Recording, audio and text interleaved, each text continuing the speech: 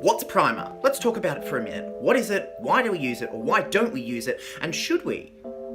So, I have used many primers over the years, from the ones that are a little bit more hydrating and sheer, to the ones that tend to be a little bit thicker and designed to sort of fill in pores and all that kind of jazz. Is the myth true that not to prime is a crime? Nope.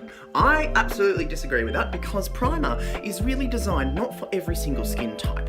Moisturizers are essential for every skin type. However, primer is mainly used as something to, if you've got excess oil or excess dry in your skin, like flakiness or really, shiny greasiness, primer should bring it back into the sense of normalcy for longer, and therefore make the base last longer because it has a more normal appearance to the overall effect of the skin. So what is the difference between moisturizer and primer? Well, primer is the kind of thing I think about moisturizer like food for the skin, where primer is going to be your protector for the skin. So they normally contain some sort of ingredient in them, some sort of silicon, silica, dimethicone, those kind of ingredients. And these are products that they're a mineral that are quite a large molecule. And so these kind of like little particles, when you put them upon the skin, they shouldn't block any pores or anything. They're way too big to do anything like that. But essentially, it's almost like buttering your bread before you put your jam on it. You know what I mean? So it makes the whole surface feel much smoother and less crunchy. Some primers, say for example ones that contain silica, much like we've got this matte cream by MAC Cosmetics, I've got the Baby Skin by Maybelline, even Time Balm by The Balm. These kind of ones, they tend to have that slightly thicker sort of consistency. So if I show you, say for example, the Maybelline one, you can see, so these kind of products are designed to visibly fill in any gaps. Right? So that's why they're quite good for the concealment of pores, the idea of taking away any kind of texture upon the skin. The only thing I find sometimes with these thicker types of primers is that they aren't as hydrating. So I generally suggest those thicker ones for people who have incredible texture to their skin.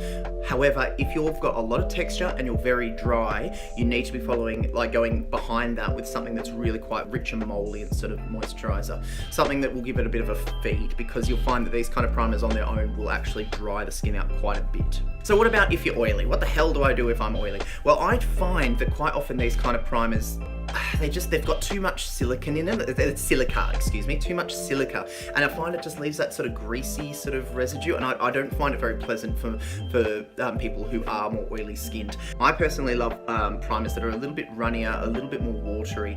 And you find like things such as the Autopilot Pre-Foundation Primer by Napoleon. These kind of primers are designed to essentially capture the excess oil without making it feel like you've got like this heavy, thick sort of layer down upon the skin.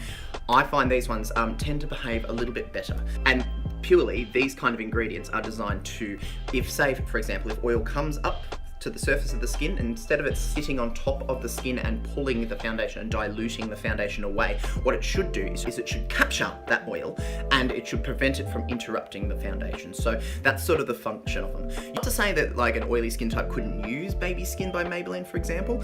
You definitely could. You'd have to use much less of it though, and you'd have to pair it with something that's a little bit softer in the moisturizing department, something that's got more of a gel base to it rather than something that has a thick, rich, buttery emollient, so it doesn't feel like you're just putting layers and layers of things upon your skin, because you'll feel disgusting if you're an oily skin type.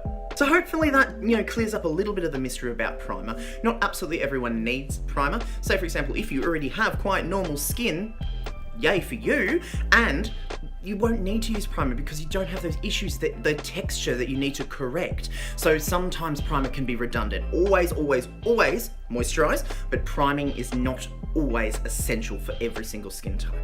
And until next time, I hope you all have an utterly fabulous day / evening / morning / night / midnight / dawn, whatever.